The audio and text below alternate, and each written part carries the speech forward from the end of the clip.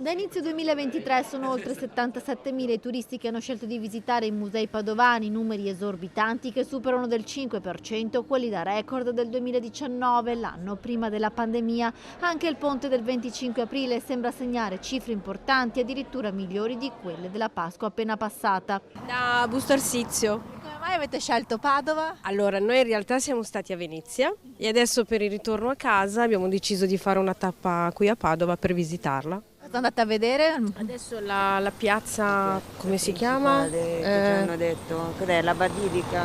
Cos'è? Dove c'è Sant'Antonio e poi a fianco c'è quella piazza enorme che non mi ricordo come si chiama. Sì, bravissima. Prato della Valle. Ok, Prato della Valle. Da Catania. E come mai avete scelto Padova? In realtà nostra figlia abita qui, quindi siamo venuti a trovare lei. Cosa vi piace della città? È bella, tranquilla soprattutto perché noi al sud diciamo, abbiamo un po' più di caos, macchine, invece Padova mi piace tantissimo. Cosa vi farete vedere alle ragazze? Sicuramente ci stiamo recando verso il Santo, Prato della Valle e poi la parte centrale, quindi il Bo, Piazza delle Erbe, dei Signori e Piazza Capitaniato. Come mai avete scelto Padova per questo ponte del 25 aprile? Abbiamo fatto un giro Venezia, Treviso, Padova, qui in Veneto. Molti anche gli stranieri che scelgono la nostra città anche per un pellegrinaggio a Sant'Antonio. Germany, Is the first time in Padova? first time in Padova, right.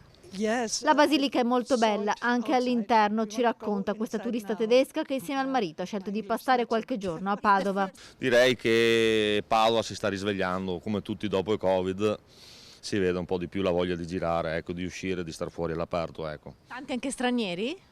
Molti soprattutto, anzi quasi solo stranieri, oppure gente da fuori regione. Ecco. Allora, entriamo nel bus turistico che gira per la città, andiamo a vedere un po' di che nazionalità sono i turisti. Arriviamo da Como, E cosa avete visto della città? fino adesso solo Basilica. Germany. Switzerland. Napoli. Napoli.